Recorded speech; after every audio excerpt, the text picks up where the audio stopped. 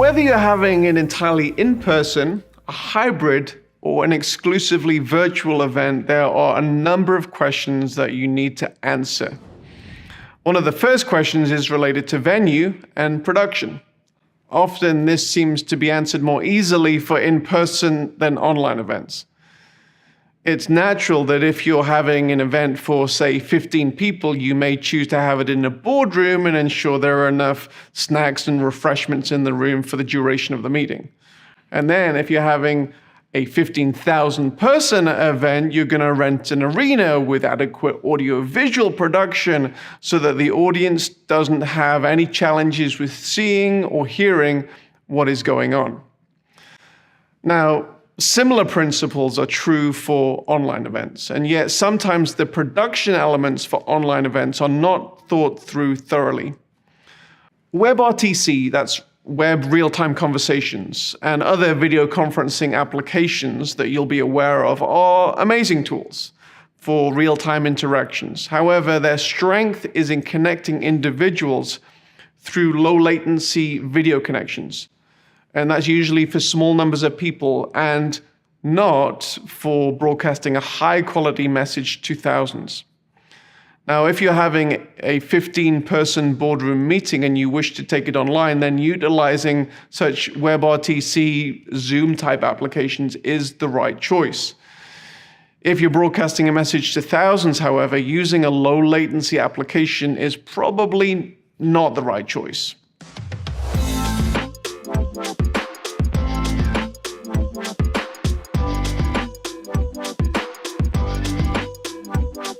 Now, the first answer to this question is production value. If an individual is invited to present a TED Talk type presentation, there will often be nerves involved. The individual has to get the presentation just right.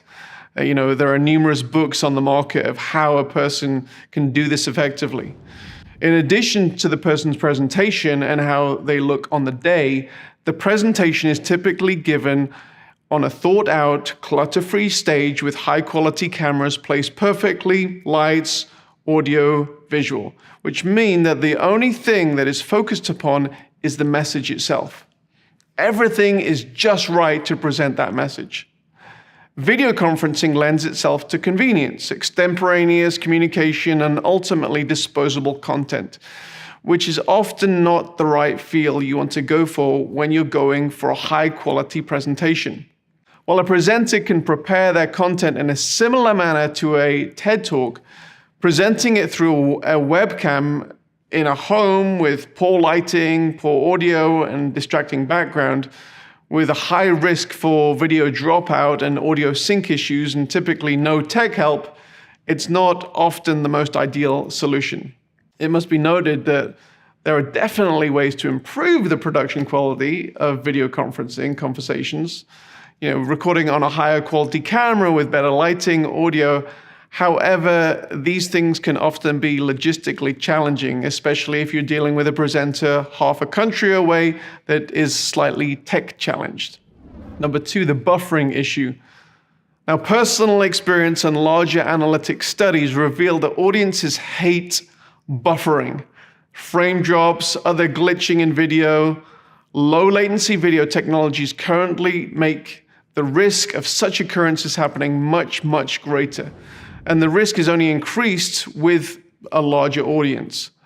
To avoid issues like this, when presenting to larger audiences, we suggest that you utilize a professional encoding solution for such live situations.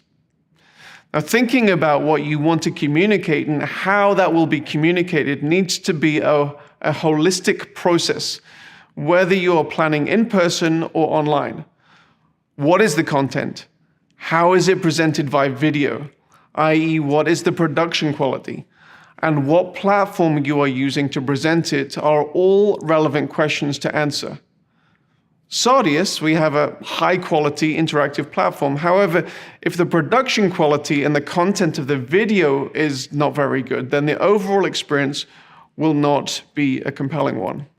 So that's pretty much all there is for this section, but let's go through our checklist.